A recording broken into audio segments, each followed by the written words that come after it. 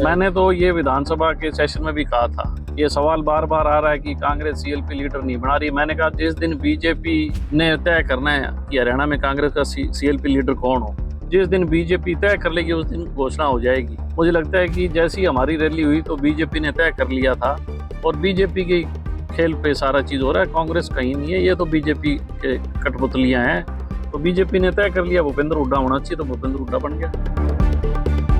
कि इनेलो ने कभी भी जातिगत विशेष राजनीति धर्म के नाम पे नहीं की। हम 36 बिरादरी को साथ लेके चलने वाले लोग हैं। निश्चित तौर पे अब जो हालात हरियाणा के हैं उस हालात में हर इंसान को, हरियाणा के लोगों को पता है कि भूपेंद्र सिंह हुड्डा ने किस तरीके से लोगों को बरगलाया और बीजेपी की गोदी में बैठ के सरकार इनकी बनाने का काम किया है। आज भी हालात ये हैं, मैं नहीं बोल रहा, अब तो तमाम कांग्रेसी लोग भी बोलने लग गए। देखिए हरियाणा के लोगों को इन लोगों ने बहका रखा था, बाप और बेटे ने, कि कांग्रेस की सरकार आएगी, हम ये करेंगे फलाना।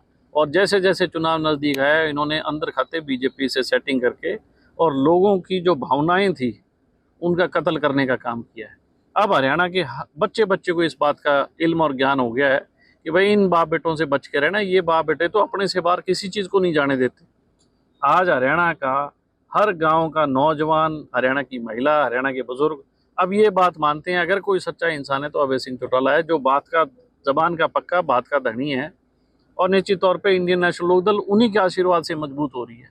निश्चित तौर पे पुराने लोग आ रहे हैं, परिवार के साथ जुड़ रहे हैं, उनका बड़ा मान सम्मान है। और हम तो हर गाँव में जाके लोगों को कहते हैं कि भाई ठीक है, आपने किसी कारणों से हम लोग नहीं संभाल पाए या किसी कारणों से वो दूर हो गया, अब हम सबको एक प्लेटफॉर्म पे आना चाहिए।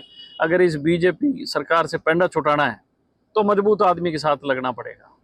बिल्कुल, युवा चेहरे बहुत थे, हमारी महिलाएं के माताओं की तादाद हमारी बहुत थी, बुजुर्गों का आशीर्वाद था, 36 बिरादरी जुड़ रही है। मैंने तो ये विधानसभा के सेशन में भी कहा था, ये सवाल बार बार आ रहा है कि कांग्रेस सीएलपी लीडर नहीं बना रही। मैंने कहा जिस दिन बीजेपी ने तय करना है कि हरियाणा में कांग्रेस का सीएलपी लीडर कौन हो, जिस दिन बीजेपी तय कर लेगी उस दिन घोषणा हो जाएगी।